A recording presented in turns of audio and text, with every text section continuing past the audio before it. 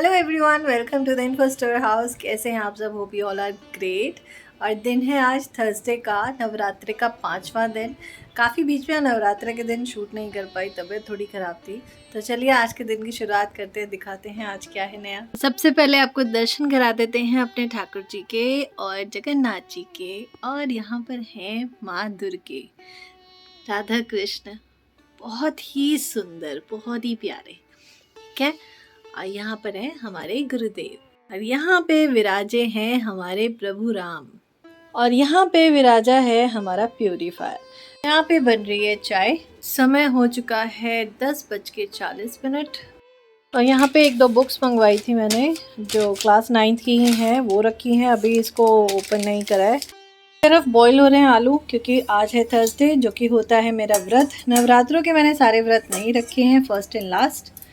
दूध उबल गया, जल्दी से डालते हैं पत्ती, चीनी, अदरक। चलो इसको बॉईल होने देते हैं, तब तक मैं बाकी के काम देखती हूँ। हाँ, यहाँ इतने सारे कपड़े पड़े हैं जो मुझे तय बनाने, और ये सारा ढेर करना है आयरन। नवरात्रों में हमारे घर के पास लगा था ये माता रानी का सुंदर सा पंडाल, और ये सच में बहुत बहुत खूबसूरत था।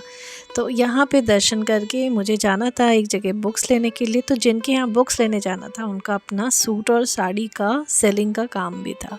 तो बस फिर क्या था, मैंने भी पसंद किए 2-3 सूट और साड़ी, जो मैं आपको जल्दी दिखाऊंगी जब रेडी हो जाएंगे पहन के। और बहुत ही प्यारी कलेक्शन थी।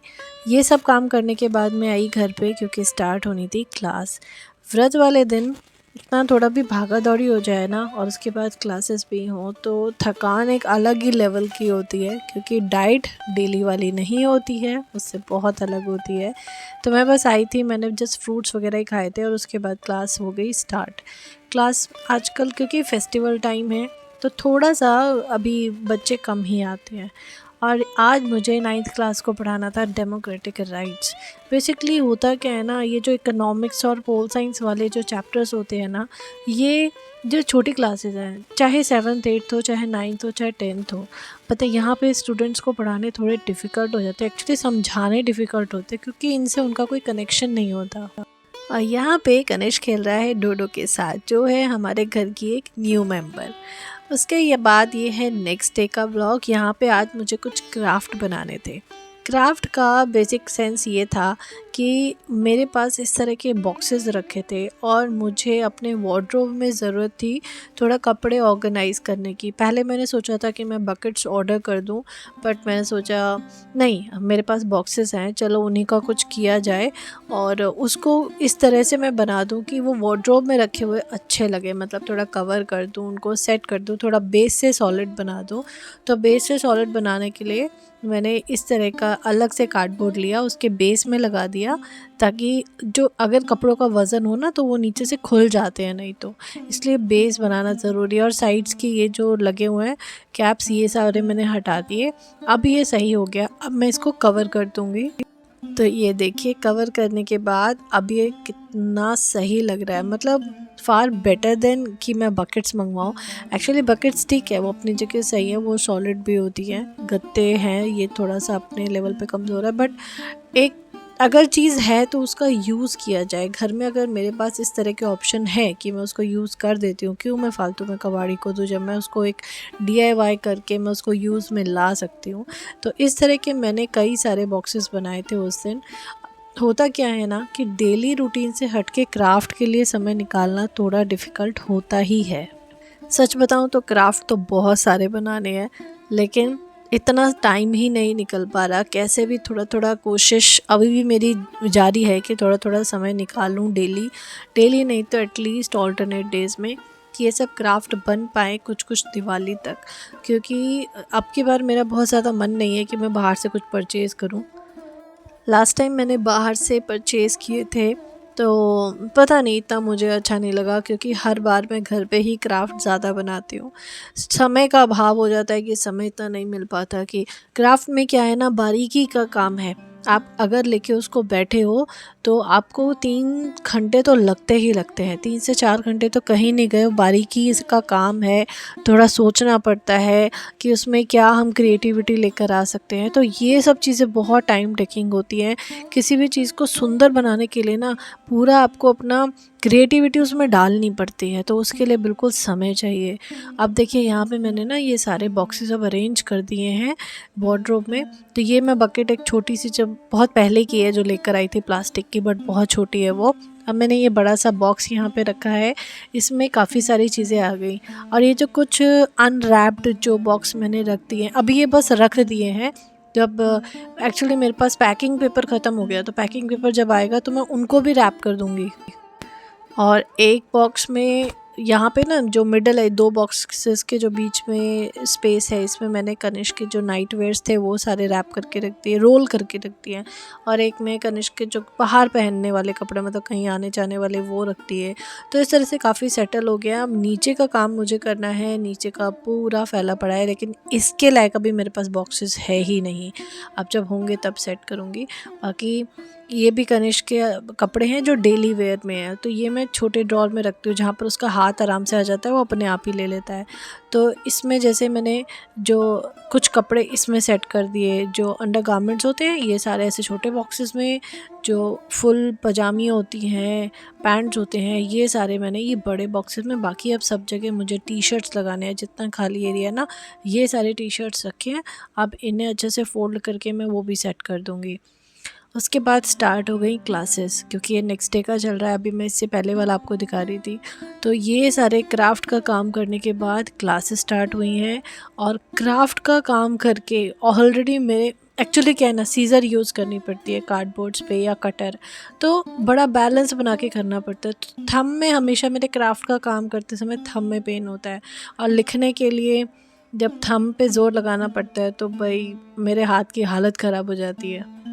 बट पढ़ाना मेरे लिए एक ऐसा काम है, it's not like a job, मतलब मेरे लिए सिर्फ पैसे कमाने का ज़रिया नहीं है, ये मेरे लिए एक रिस्पॉन्सिबिलिटी है, एक पूरी ज़िम्मेदारी है कि बच्चों की ज़िम्मेदारी मेरे पे है, तो मुझे अपनी ज़िम्मेदारी पूरी करनी है।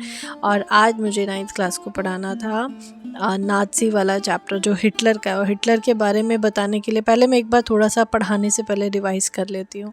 उसके बाद पहले स्टार्ट हुई है, मतलब छोटे बच्चों की क्लासेस पहले स्टार्ट होती है ना, तो आज मुझे कुछ ग्रामर करानी थी, और वो इस तरह से करानी थी कि मैं सब बच्चों इन सबको, मतलब एक ही टॉपिक मुझे लेके चलना था। और ग्रामर जब मैं कराती हूँ ना तो उसमें मैं 4-5 टॉपिक लेती हूँ और उनसे रिलेटेड अलग अलग तरह से समझाती हूँ। मतलब मेरा पढ़ाने का, ग्रामर पढ़ाने का तरीका थोड़ा सा अलग है।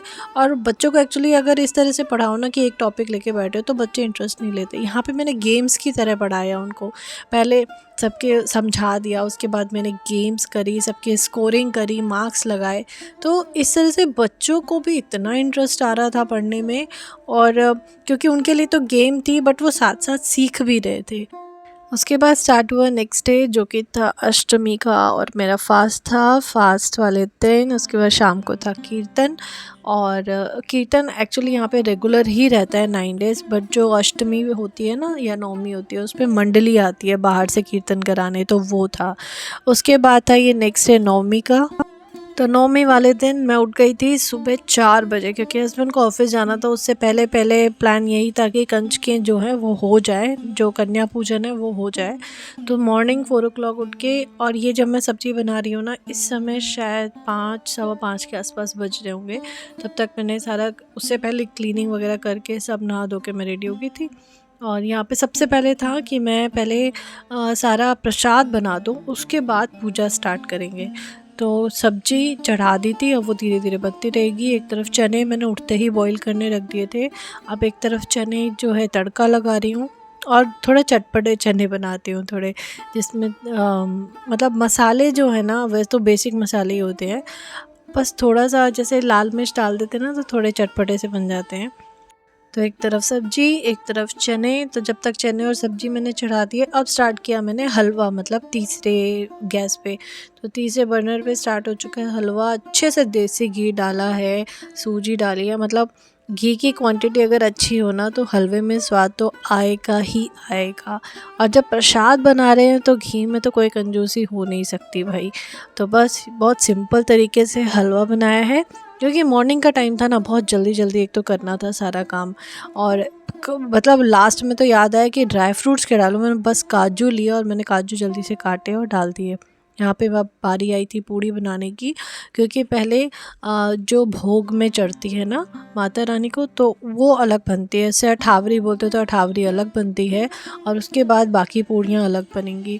तो अभी मैं अठावरी बना रही हूँ, यहाँ पे पूड़ियाँ तली जा रही हैं, बाकी तीनों चीज़ बन के रेडी जो मैंने अलग रख दी थी।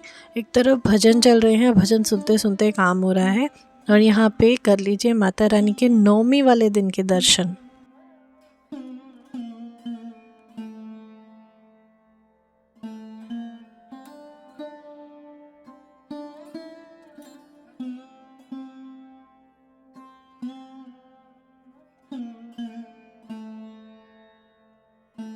कन्या पूजन के बाद यहाँ पे स्टार्ट हुई क्लास में आप देख सकते हैं बहुत ही कम बच्चे आए थे आज। तो क्लास के बाद हम गए, उसके बाद माता की चौकी में, जो बिल्कुल हमारे घर के ही पीछे की साइड थी। बहुत अच्छा लगा, बड़ा आनंद आया वहाँ पे माता की चौकी में। तो यहाँ पे फाइनली नवरात्रे जो हैं इस दिन होते थे एंड, और ये फाइनल हमने अटेंड करी थी माता की चौकी। और इसी के साथ मैं करती हूँ ये 3 से 4 दिन का vlog and. I hope you like this video. पसंद आए तो लाइक ज़रूर करिएगा।